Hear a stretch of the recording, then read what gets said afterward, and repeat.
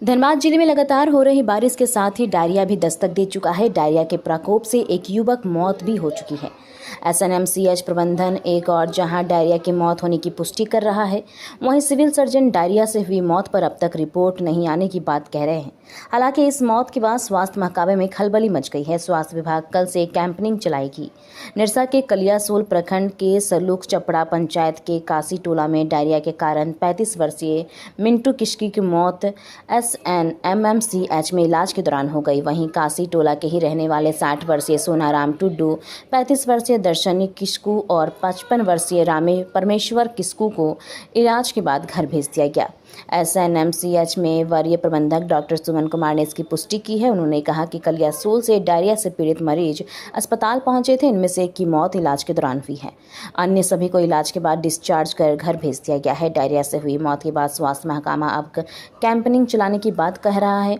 एक और जहां एसएनएमसीएच प्रबंधन डायरिया से मौत होने की पुष्टि कर रहा है, वहीं सिविल सर्जन सीवी प्रतापन का कहना है कि मौत की रिपोर्ट उन तक नहीं पहुंची है। उन्होंने कहा कि कल से डायरिया को लेकर कैंपेनिंग चलाई जाएगी। कैंपेनिंग के तहत ओआरएस और जिंक की दवाई घर घर बांटी जाएगी। सहिया घर तक यहां पहुंचाएंगे। 0 से 5 साल तक के बच्चों को ओआरएस और जिंक देना है। इससे डायरिया से बचाव होगा। साफ सफाई पर विशेष ध्यान दिया जाना चाहिए। सिविल सर्जन से लोगों से अपील है कि अगर डायरिया का प्रभाव इलाके में सामने आए तो इसकी सूचना फौरन सहिया को दे। सहिया के द्वारा स्वास्थ्य विभाग को जानकारी दी जाएगी, जिससे कि स्वास्थ्य विभाग एक्टिव होकर इलाके में कार्रवाई कर सके। कलियासोल के तरफ से 4-5 मरीज यहाँ एडमिट हुए थे, लेकिन एक मरीज का गंभीर अवस्था में यहाँ एडमिट किया गया था। उसका ट्रीटमेंट जितना हो सकता था किया गया था, लेकिन अनफॉर्चुनेटली उसका डेथ हुआ है। और 3 पेशेंट का और सारे लोग रिलीफ होकर मेरे चले गए घर। जितना हम लोग प्रिवेंटिव मेजर तो खुद अपने को जो गाइडलाइन है उसको तो करना ही चाहिए।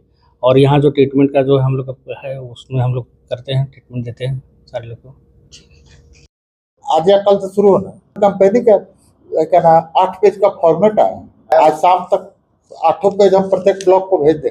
बहुत कुछ है। 0 to 5 के बच्चे को तो डायरिया से किसी भी शर्त में नहीं हो, इसलिए उसके घर में उसका 3/4 इलाज रहेगा। ये ओआरएस है, जिंक है। क्योंकि 0 to 5 में ऐसे ही 2 बार से 5 बार पर ईयर डायरिया होता है। उनका फर्स्ट एड उनके घर में रहे। पहला दूसरा का प्रिवेंटिव में कि उनको ओआरएस मिलते रहे कि नहीं डायरिया, लेकिन जिंक भी मिलते रहे। ओआरएस तो घर में ही है, जब शुरू हुआ दिया जाए, लेकिन जिंक टैबलेट भी रहे जो माल न्यूट्रिशन के बच्चों में या जनरल बच्चों में इम्यूनिटी को बूस्ट करके डायरिया नहीं। अभी तक इस साल तो नहीं हुई है डायरिया से जी। हमको रिपोर्ट नहीं, आपके पास रिपोर्ट नहीं है।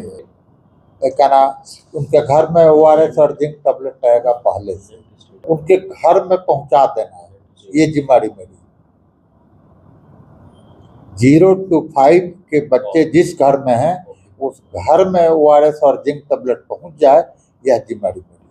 ये कंप्लेन तो बरसात के अंत में रखा था। बरसात के बाद बरसात का जो असर रह गया, यहाँ तो नहीं जाता है। यहाँ तो 5 दिन में सब सूख जाता है, लेकिन उधर तो बाढ़ वाला घर द्वार उधर है। बाढ़ में तो वो बाढ़ का असर खत्म हो जाए तब तक कंपेनिंग आईडीएसपी कर रहा होगा, लेकिन आईडीएसपी अभी तक डेथ वाला रिपोर्टिंग नहीं किया है।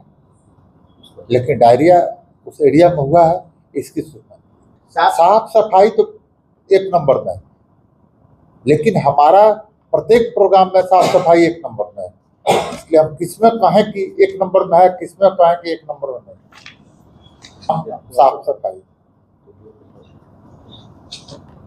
साफ सफाई और डायरिया हो विभाग को सूचित जरूर करें। सहिया वही है, प्रत्येक गांव में है, उसी को खबर करें। वो वहां से लेकर के हम तक खबर कर देगी। सही है। Rahul memorial Delhi international school के बारे में और लोग बात क्यों नहीं कर रहे हैं? अब टाइम है ये जानने का कि हम कैसे सपनों को शेप कर रहे हैं और एम्पावर्ड फ्यूचर्स बना रहे हैं। एक ब्राइटर फ्यूचर की नींव आज से रखी जाती है। Rahul memorial Delhi international school में हम सिर्फ एजुकेशन नहीं देते, हम सपनों को शेप करते हैं। इमेजिन करो हमारे स्मार्ट क्लासरूम्स में कदम रखना, जहां टेक्नोलॉजी मिलती है क्यूरियोसिटी से और हर लेसन एक एडवेंचर होता है। खुद को देखो हमारी मॉडर्न लाइब्रेरी में, जो ज्ञान का खजाना है जिसे डिस्कवर किया जाना बाकी है।